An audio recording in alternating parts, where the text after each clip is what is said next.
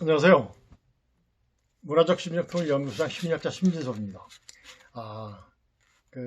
북한의 심전, 북한에서는 그 오물 풍선 때문에 이제 우리의 쑥맥 예방 교육이 이제 어떻게 지연됐었죠. 그래서 제가 이제 정말 우리 사회를 좀먹는 우리 국민들을 바보로 만드는 그런 좌파의 선전선동이 무엇인가에 대해서 말씀을 드렸었습니다. 그 중에서 이제 선전 부분에 대해서 말씀을 드렸었는데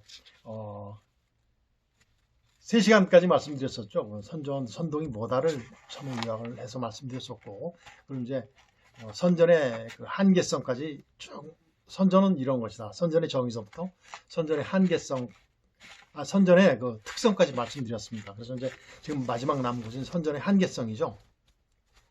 선전의 한계성입니다. 이제 선전의 한계성은 바로 뭐죠? 선전선동가들이 아무리 그 선전과 선동을 해대도 어떻습니까? 결국은 거짓말이라는 것이 이제 드러나죠. 첫 번째 이유가 바로 진실성이에요. 진실성. 그 다음에 두 번째는 뭘까요? 사람들이 지니는 편견이에요. 지니는 편견은 쉽게 없어질까? 안 없어질까요? 안 없어지죠. 안 없어져요. 자기가 가진, 내가 만들어진 어떤 편견은 정말 내가 직접 몇 번씩 그 증명이 되어야지만 그 편견이 없어지지 잘 안 없어집니다. 그 다음에 세 번째가 바로 뭐냐면 국가의 언론 정책이에요. 우리나라는 언론 정책이 어때요? 아주 형편없죠. 가짜 뉴스들이 난무하고 있습니다. 이런 것들이 이제 국가의 언론 정책도 이제 굉장히 이제 선전의 한계성에 도움이 되죠. 도움이 되는 건지 반대인지를 잘 모르겠습니다. 자, 그래서 선전의 한계성은 첫 번째 진실성이죠. 진실성이 없으면 어떻습니까? 진실성이 없으면 안 믿어져요. 안 믿어져요.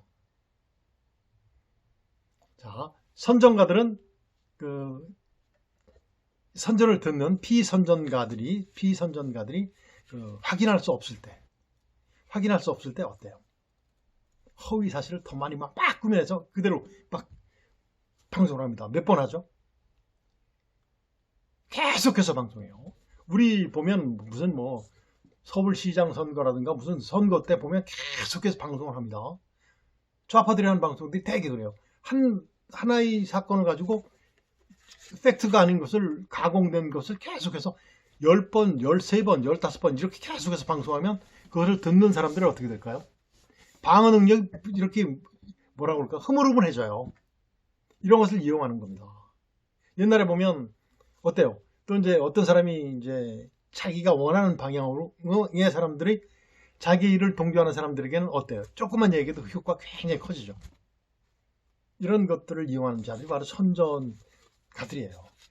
과거에 보십시오. 이성계가 위화도 해군할 때 어땠습니까? 명나라와 싸우기 좋아하겠어요? 그때는 아마 고려와 명나라가 붙어도 고려에 절대 안 집니다. 지지 않습니다. 그런데 이성계가 어땠어요? 정권 잡기 위해서 어떻게 했어요? 회군시켰죠. 회군하는 이유가 바로 뭐죠? 지금은 장마철이다. 그리고 농사철이다. 그렇기 때문에 명나라를 친다는 것은 약간 잘못된 일이다. 이런 것은 이제 어떻게 됩니까? 확산시키죠. 그러다 보니까 어떻게 돼요? 그 부하들이 전부 다 동조하지 않습니까? 그러면서 정권까지 뒤집어지는 이런 것들이죠. 또 1차 대전 때 어떻습니까? 실제 전쟁에서 누가 이겼죠? 독일이 이겼어요. 독일이 이겼는데 독일 국민들이 믿어요, 안 믿어요? 안 믿어요. 왜?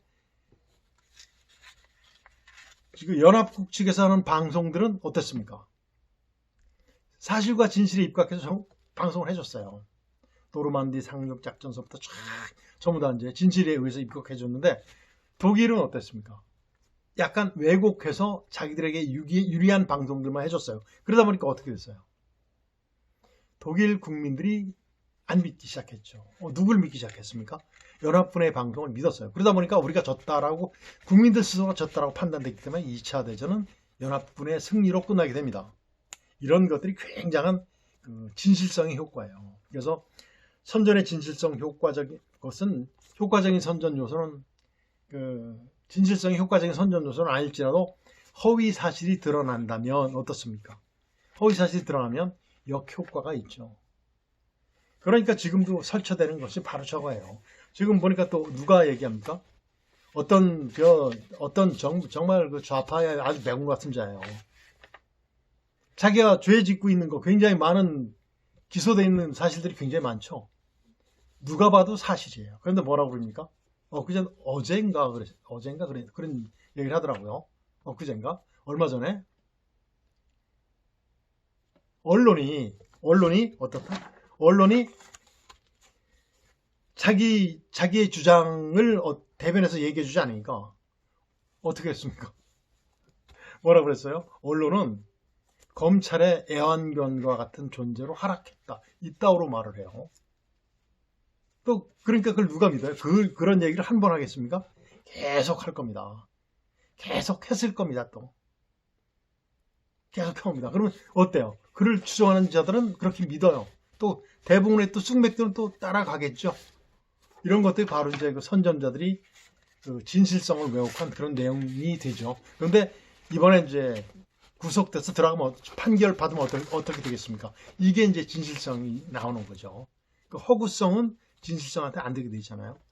그 다음에 두 번째 이제 사람들이 지는 편견이 바로 선전의 한계성이죠. 그 선전자가 주장하는 내용을 동조하는 사람들은 그 사람이 무슨 얘기라도 다 100% 믿습니다. 정말 믿습니다. 정말 믿어요. 그런데 안 믿는 사람들은 정말 콩으로 매주를 쓴다고 해도 안 믿어요. 다시 얘기하면 선전자가 자기가 믿는 사람이 얘기를 하면 팥으로 매주를 쓰는 걸 믿습니다. 이런 것이 이제 편견의 한계예요. 대개 보십시오. 지금 22대 총선에서 나타났었어요. 영남과 호남의 그 국회의원 색깔이 완전히 이건 뭐 우리나라가 완전히 반으로 나눠진 종으로 나눠진 이런 형태를 띄었지 않습니까? 이런 것들이 바로 사람들이 지니는 편견의 효과가 겉으로 드러난 우리한테 보여준 증거가 되는 겁니다. 선전자는 그가 기대하는 효과를 얻기 위해서 어떻다? 편견의 이중성, 제약성을 충분히 인식해야 되겠죠. 선전자는 그렇게 할 겁니다. 그리고 실제 선전을 이용하는 자들, 이 사람들은 참 알고 있어요. 정말 똑똑한 사람들이거든요. 그 다음에 이제 국가 언론 정책이죠. 세 번째가 이제 국가 언론 정책인데, 언론 정책이 정말 어때요? 과거에도 보면 우리나라 그 언론을 통제한 정권도 있었죠. 언론 통제한 정권이 굉장히 있었습니다. 지금 보십시오. 지금 우리나라 최근에는 어때요? 방송사 자체가 어때요? 좌파냐 우파냐 뭐 이런 것들이 나오죠. 그러다 보니까 공정성이 어떻게 됐습니까? 없어졌어요. 그래서 우리나라는 이 언론 정책이 정말 중요합니다. 빨리 하루속히 팩트를 만들어줘야 되는데 팩트가 보도돼서 국민들이 판단할 수 있는 것이 조건이 이루어져야 되는데 실제 그렇지 못한 것들이 진짜 그 안타까운 일이 아닐 수 없습니다. 자, 국민들의 사고, 신념, 가치관 이런 것이 어떻습니까? 지금 변하고 있죠. 누가 만들었을까요? 정말 우리나라 얼마 전까지만 해도 정말 대한민국 국민은 정말 애국자였어요. 6.25 노래도 바뀐 거 아시죠? 제가 조만간에 한번 할 건데 6.25 노래 바뀌었어요. 정말 바뀌었어요. 이런 것들 누가 이렇게 국민들을 선전한 걸 것이죠. 사회주의자들 교육한 거겠죠. 이 중에서 가장 큰 기여한 자들이 누구냐면 누굴까요? 초중고등학교 누구예요? 초중고등학교의 그 전교조 선생들이죠. 선생도 아니죠. 정말 매국노들이죠. 그들이 우리의 가치관을 이렇게 변하게 만들고 있습니다. 그래서 오늘은 그 선전의 한계성에 대해서 여러분께 말씀드렸는데 첫 번째 진실성의 한계, 그 다음에 진실성이 허위성을 이긴다는 것도 포함되고 그 다음에 이제 사람들이 지니는 편견이 선전의 효과를 좌우한다. 그래서 선전자들은 이 이중적 제약성을 충분히 알고서 선전을 하고 있다. 그 다음에 이제 국가의 언론 정책이 너무 느슨하다. 그리고 처벌 수준도 굉장히 낮다.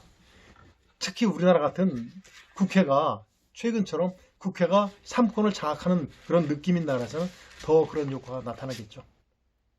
자, 오늘은 여기서 이제 선전의 그 한계성을 전부 다 마치면서 선전에 대해서 마치겠습니다. 다음 시간서부터는 제가 이제 선동에 대해서 한 두세 시간 정도 여러분께 말씀드리겠습니다.